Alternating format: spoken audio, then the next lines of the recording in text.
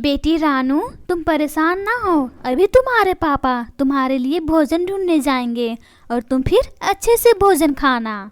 बुलबुल, हमारी बेटी मनहूस है मनहूस। मैं कितने सपने देखा था तुम बेटी को जन्म दोगी, लेकिन नहीं, बेटी को जन्म दी।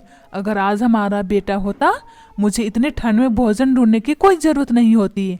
मैं कितने आराम से घोंसले में सोता।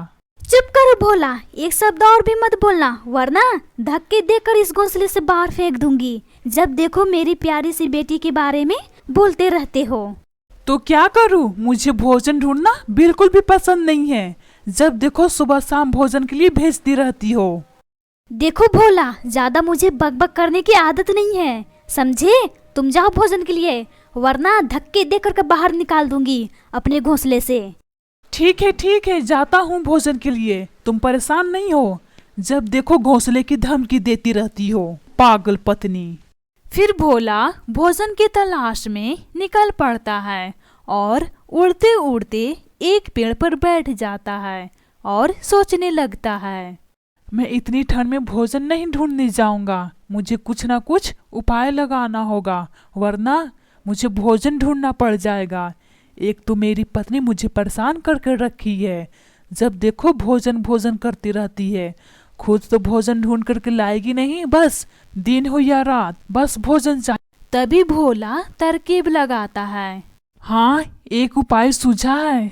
क्यों ना मैं रानी तोता की भोजन चुरा कर अपने घर ले जाऊं, और जब बुलबुल पूछेगी तो मैं बोल दूंगा मेरी मेहनत का भोजन है। हाँ, ये अच्छा उपाय है, ऐसा ही करता हूँ मैं।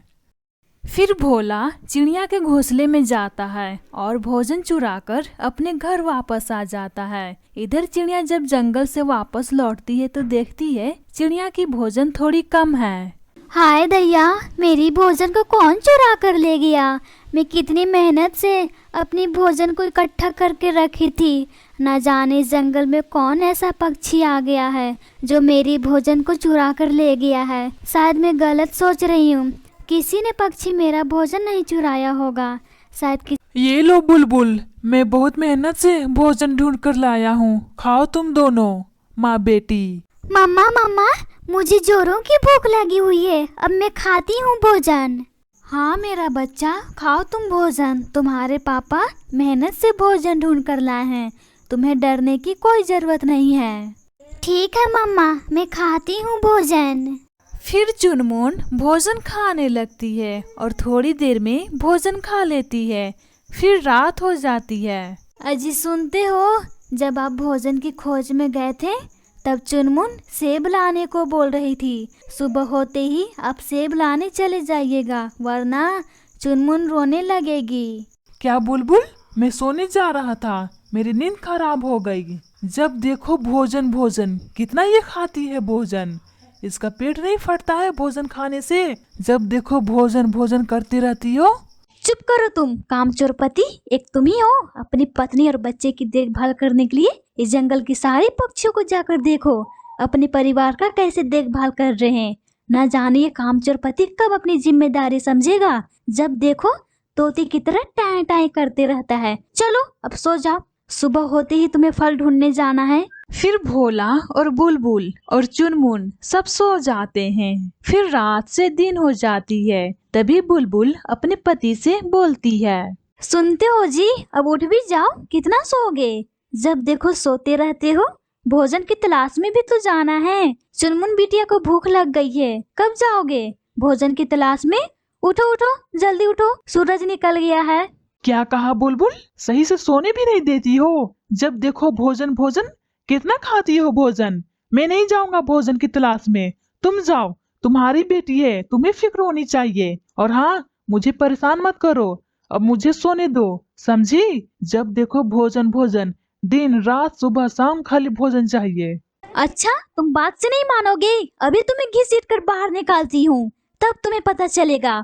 बहुत ज्यादा घोंसले में नींद आ रही है ना। खुद तो घोंसला बनाते नहीं हो, जब मैं बनाती हूँ टांगे फैला करके सोए रहते हो। जब भोजन की बारी आई, न जाने कितने बातें सुना दिया कामचोर पति। अरे अरे, मेरी प्यारी पत्नी, मेरी सुंदर पत्नी, मुझे घोंसले से बाहर मत निकालो। अभी मैं जाता हूँ भोजन की तलाश में। फिर तुम दोनों माँ बेटी अच्छे से भोजन खाना भर पेट। और हाँ, जब मैं भोजन लेकर के आऊंगा मुझे मत देना।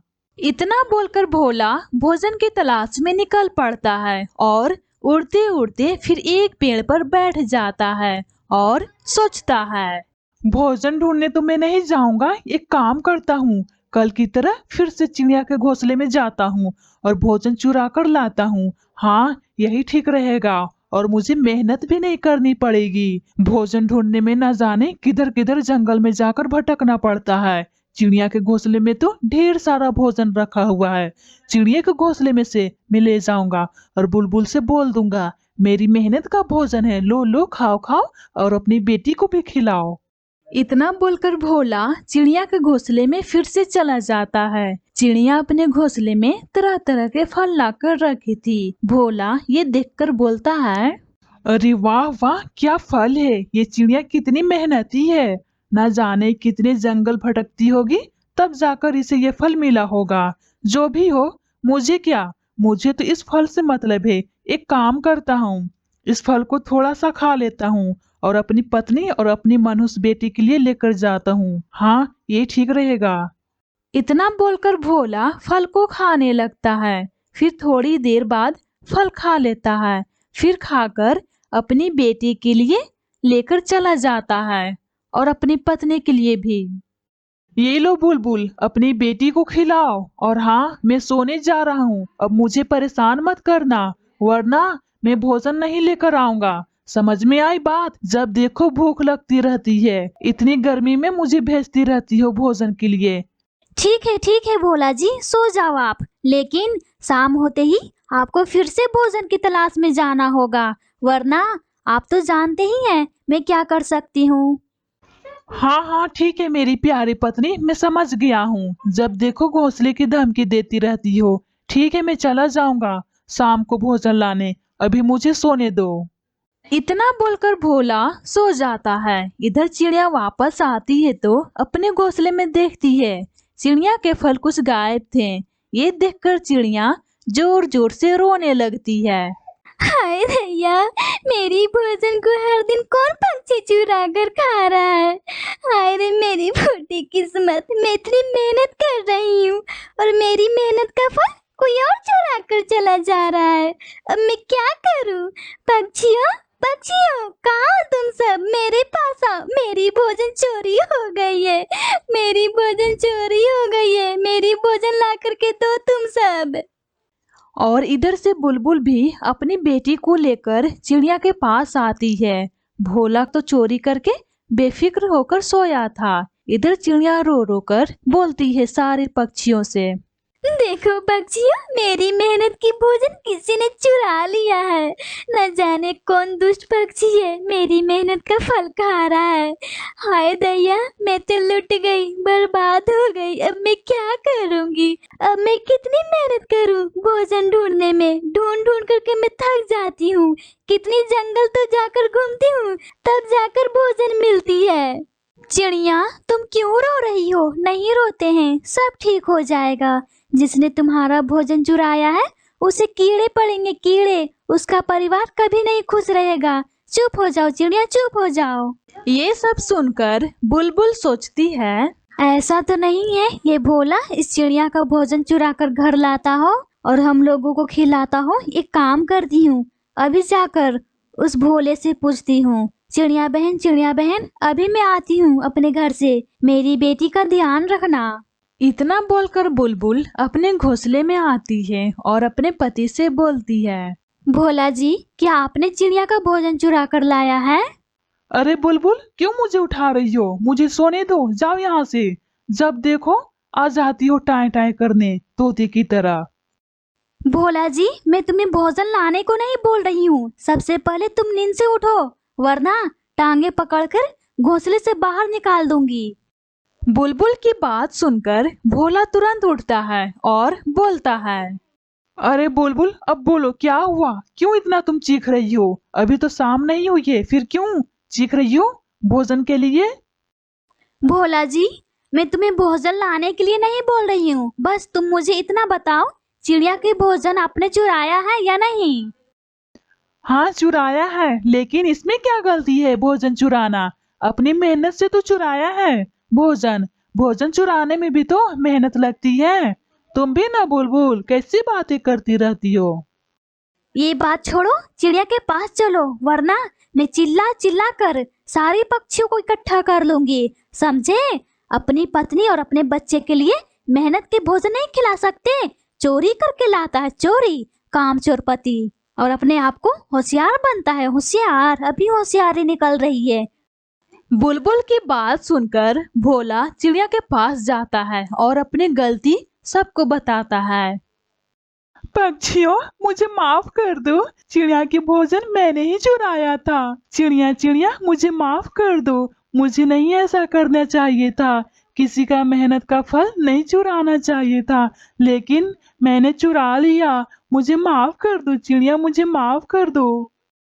हाँ चिड़िया, मेरे पति को माफ कर दो, मेरे पति ने ही आपका भोजन चुराया है।